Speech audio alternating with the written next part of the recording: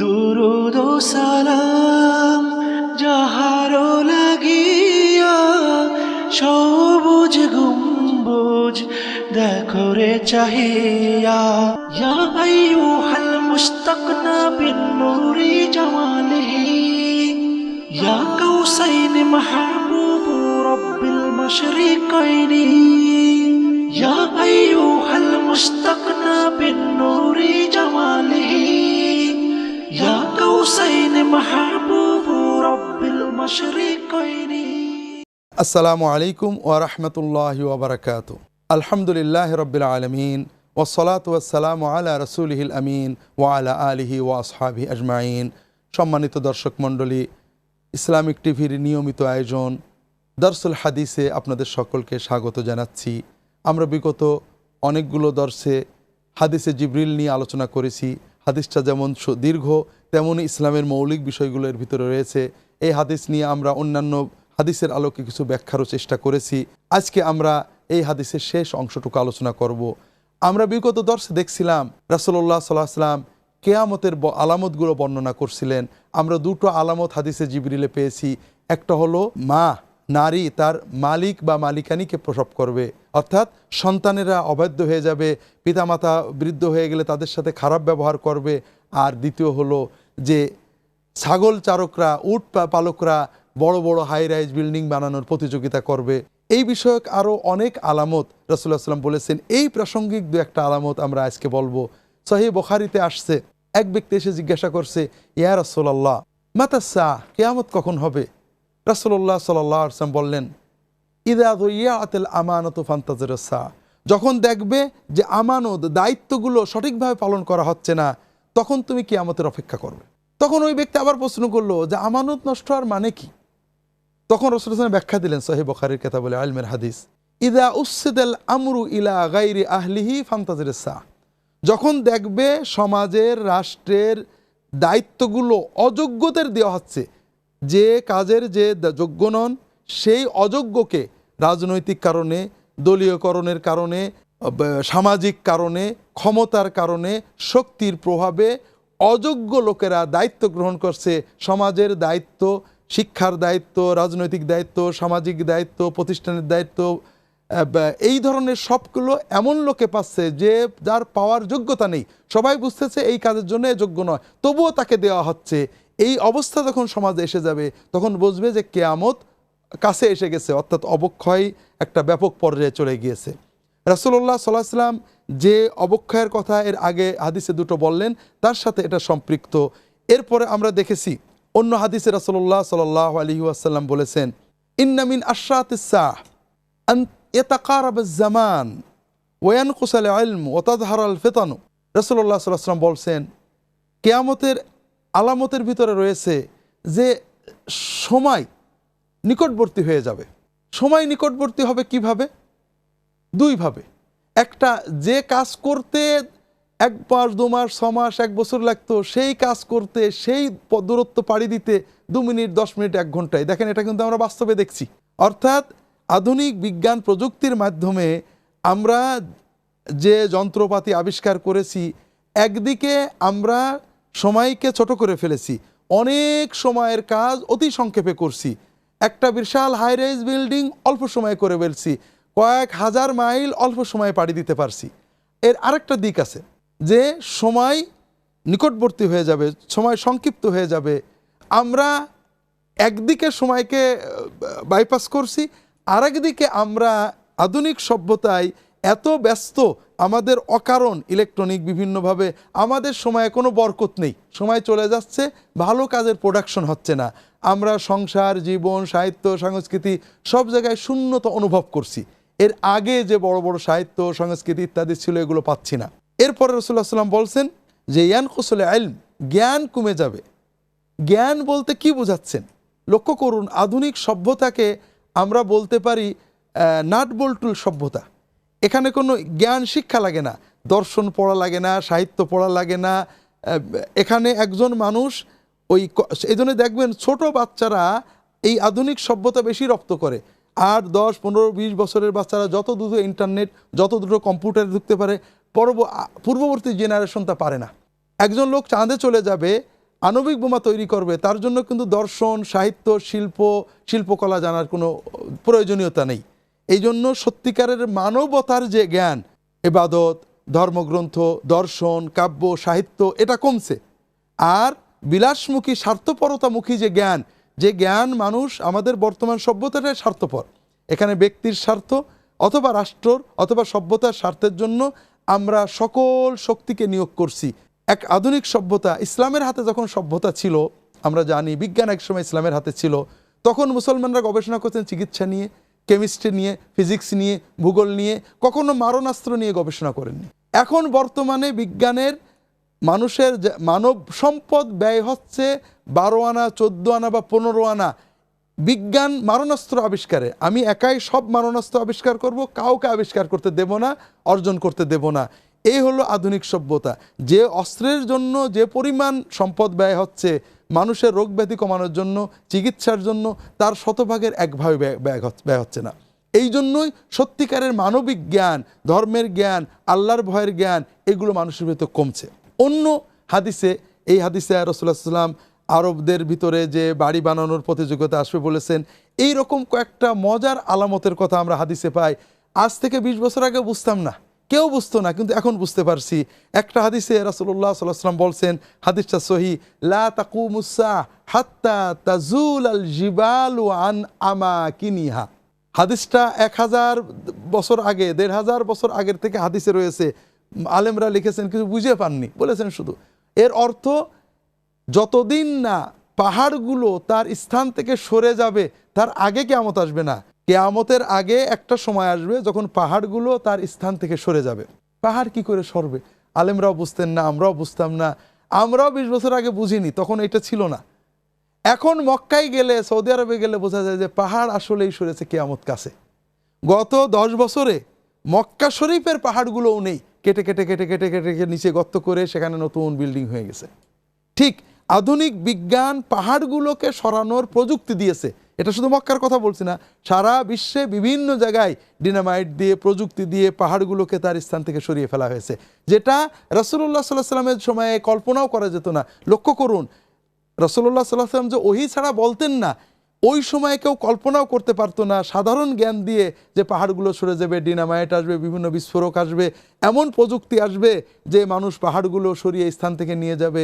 কিন্তু রাসূলুল্লাহ সাল্লাল্লাহু আলাইহি ওয়াসাল্লাম 1500 বছর আগে ভবিষ্যৎবাণী করেছেন, যেটা আমরা অন্য জায়গাও হতে পারে, কিন্তু হজে গেলে আমরা দেখি আর চিন্তা করি কিয়ামত বোধহয় এসে গেল। অন্য হাদিসে, আরও মজার হাদিস, রাসূলুল্লাহ সাল্লাল্লাহু আলাইহি ওয়াসাল্লামের একটা হাদিস, সাহাবী বলেছেন, ফাইদা রাআইতা মাক্কাতা কাদ বুআইজাত কাযাইমা ওয়া রাআইতাল বিনাআ ইয়ালুল জিবাল ফালাম আন্নাল আমরা কাদ হান। তুমি যখন দেখবে যে মক্কার ভিতরে বড় বড় গভীর গর্ত, সুড়ঙ্গ হয়ে গেছে, এক সুড়ঙ্গের সাথে আর এক সুড়ঙ্গ চলে যাচ্ছে, এবং দেখবে যে মক্কার বিল্ডিংগুলো পাহাড়ের উপরে উঠে গেছে, তখন তুমি বুঝবে যে কিয়ামত আসতে আছে। আল্লাহু আকবার। সম্মানিত দর্শক মণ্ডলী, আমি সৌদি আরবে গিয়েছি 1981 সালে, 98 সাল পর্যন্ত ছিলাম। তখন এই হাদিস বুঝতাম না যে বিল্ডিং পাহাড়ের উপরে কি করে যাবে। পাহাড়ের গায়ে বিল্ডিং হতো, বিল্ডিং হয়ে পাহাড়ের নিচেই থাকতো। কিন্তু এখন যারা মক্কায় যান তারা জানেন সব পাহাড় ছাড়িয়ে জমজম টাওয়ার উঠে গেছে, যেটা সব পাহাড়ের উপরে তার মাথা উঠে গেছে। এমনকি পাহাড়ের উপরে কিছু বিল্ডিং তৈরি করা হচ্ছে যেগুলো পাহাড়ের চূড়া ছাড়িয়ে উপরে উঠে যাচ্ছে। আল্লাহু আকবার। আর কি বললেন রাসূলুল্লাহ সাল্লাল্লাহু আলাইহি ওয়াসাল্লাম? বুআইজাত কাযাইমা, মক্কায় কি হবে? গভীর গর্ত, কূপ। আগের জামানার উলামা, কূপ, যে গভীর গর্তের কূপগুলোর সাথে এক কূপ আর এক কূপের মাঝে সুড়ঙ্গ করে দেওয়া হবে। কি জন্য? কেউ বলতেন পানির জন্য। মক্কায় পানি নেই, কি জন্য ব্যাখ্যা পাইতেন না। এখন মক্কায় গেলে দেখতে পাবেন, এটা মক্কার জন্যই নবীজি সাল্লাল্লাহু আলাইহি ওয়াসাল্লাম বলেছেন, মক্কা এখন পুরো মক্কার নিচে সুড়ঙ্গ আর সুড়ঙ্গ আর সুড়ঙ্গ, বিশাল বিশাল সুড়ঙ্গ দিয়ে গাড়ি চলছে, মানুষ চলছে, টানেল টানেল আর টানেল। দেখে মনে হয় যদি 1500 বছর আগের হাদিস বইগুলো পুরনো পাণ্ডুলিতে না থাকতো, আপনারা বলতেন হয়তো হুজুরে এখন বানিয়ে বলছে। হাদিসগুলো রাসূলুল্লাহ সাল্লাল্লাহু আলাইহি ওয়াসাল্লাম বলেছেন 1500 বছর আগে। এই 50 বছর আগেও মানুষের বাস্তবতা বুঝতো না, কিন্তু এখন আমরা দেখছি সত্য এগুলো ঘটে গিয়েছে। আর এভাবেই রাসূলুল্লাহ সাল্লাল্লাহু আলাইহি ওয়াসাল্লাম কিয়ামতের আলামত অগণিত বলেছেন। সেই অগণিত আলামতের অনেক কিছু ঘটে গিয়েছে, একেবারে চোখে দেখার মতো ঘটে গিয়েছে, অন্যগুলো ঘটবে। আল্লাহ তাআলা আমাদেরকে কিয়ামতের জন্য প্রস্তুতি নেওয়ার তৌফিক দান করুন। সম্মানিত দর্শক মণ্ডলী, আমরা একটা ছোট্ট বিরতিতে যাচ্ছি, বিরতির পরে আপনাদের কাছে ফিরে আসবো ইনশাআল্লাহ। সম্মানিত দর্শক মণ্ডলী, ফিরে এলাম বিরতির পর। আমরা হাদিসে জিবরিল শেষ পর্যায়ে রয়েছি। জিবরিল আলাইহিস সালাম যখন চলে গেলেন, ওই সময়ে রাসূলুল্লাহ সাল্লাম একটা কথা বললেন।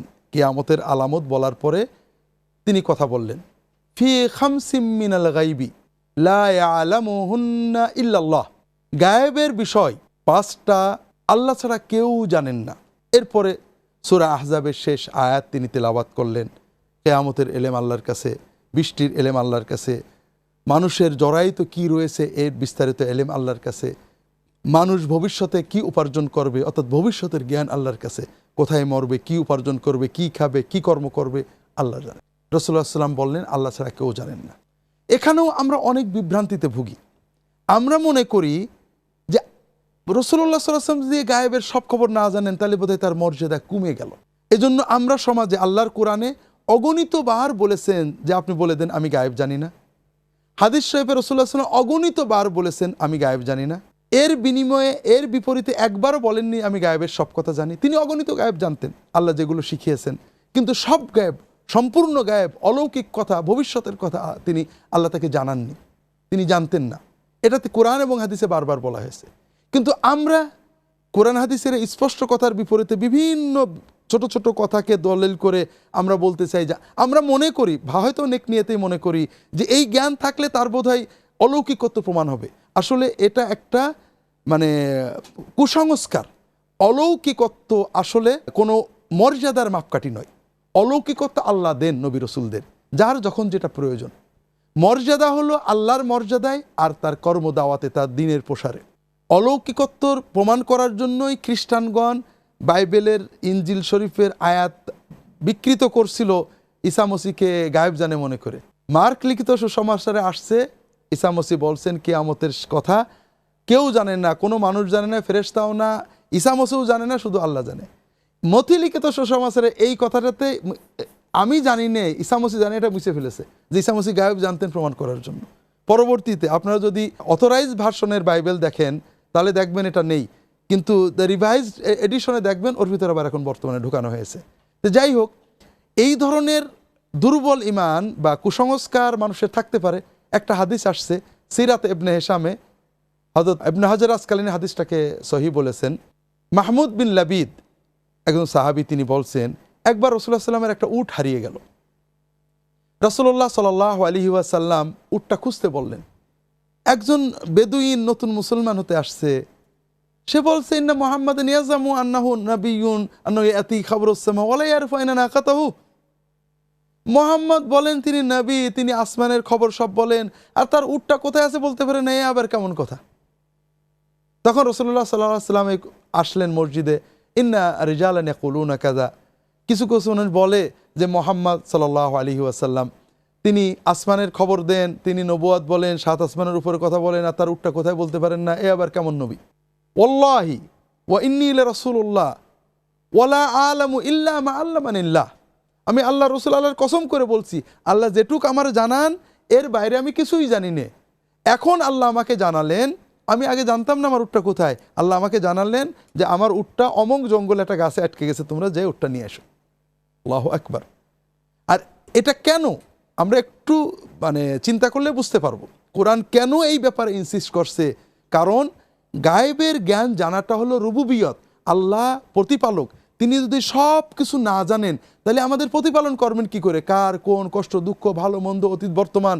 আর এই রুবুবিয়তের দায়িত্ব আল্লাহ আর কাউকে দেন না।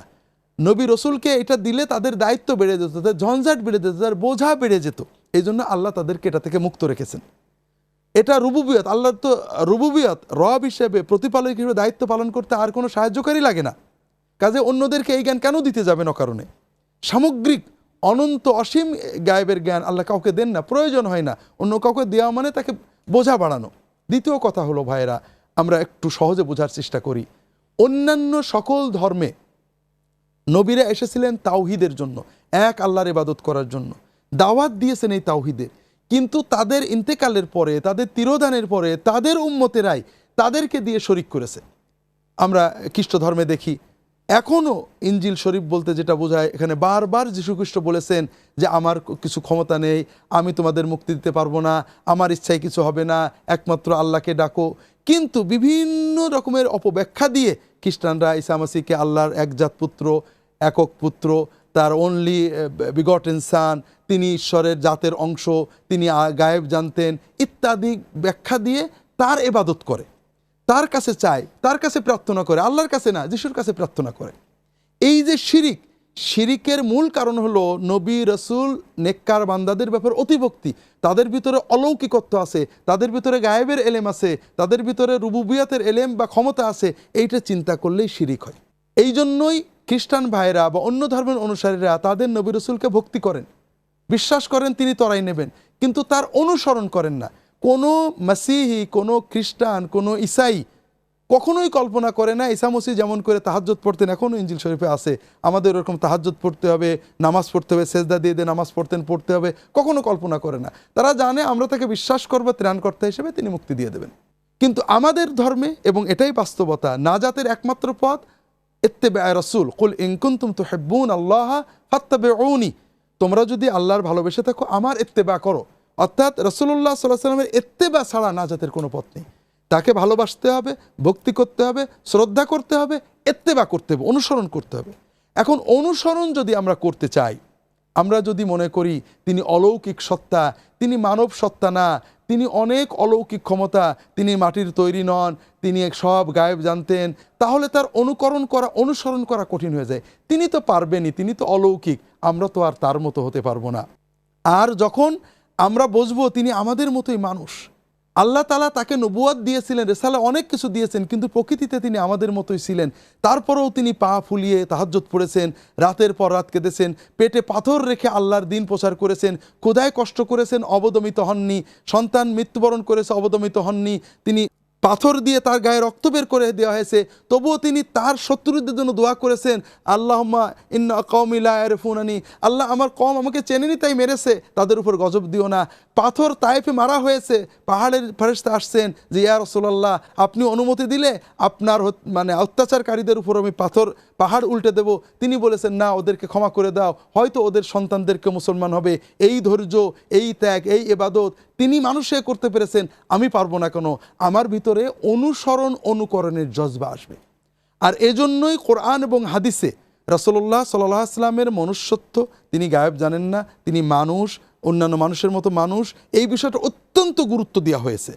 হ্যাঁ, তিনি গায়েব জানতেন, অগণিত গায়েব আল্লাহ তাকে শিখিয়েছেন, দিয়েছেন, কিন্তু সব অলৌকিকত্ব নয়। আর এ ব্যাপারে কোরআনে বারবার বলা হয়েছে, কুল লা আমলিকু লিনাফসি নাফআন ওয়ালা দাররা, আল্লাহ বলছেন হে রাসূল আপনি বলে দেন আমি আমার জন্য কোনো কল্যাণ অকল্যাণের ক্ষমতা রাখি না। অর্থাৎ তোমাদের তো দূরের কথা, আমারও কল্যাণ অকল্যাণ করার ক্ষমতা আমার নেই। ওয়ালাউ কুনতু আ'লামুল গায়বা লাস্তাকথারতু মিনাল খাইরি ওয়া মা মাসানিয়াস সু, আমি যদি গায়েব জানতাম তাহলে তো খুব সহজ কথা, আমি দুনিয়ার গোপন সব ভান্ডার টাকা পয়সা নিয়ে নিতাম, আর কেউ আমার ক্ষতি করতে পারে। আমি তো গায়েব থেকে জানতাম অমুক মারতে আসছে, অমুক যুদ্ধে গেলে আমি আহত হব, আমি যাইতাম না, অন্য পথে যাইতাম। খুব সিম্পল কথা, সূরা আরাফে আল্লাহ বলেছেন। এরকম কোরআন শরীফের বিভিন্ন জায়গায় অন্তত 10-12 জায়গায় খুব স্পষ্ট রাসূলুল্লাহ সাল্লাল্লাহু আলাইহি ওয়াসাল্লাম বলেছেন আমি গায়েব জানি না। এমনকি কোরআন কারীমের শেষ সূরা মায়েদা, যাতে আল ইয়াউমা আকমালতু নাজিল হয়েছে, এই সূরার শেষে আল্লাহ বলেছেন ইয়াউমা ইয়াবআসুল্লাহু রুসুলা ফায়াকুলু মাযা উজিবতুম ক্বালু লা ইলমা লানা।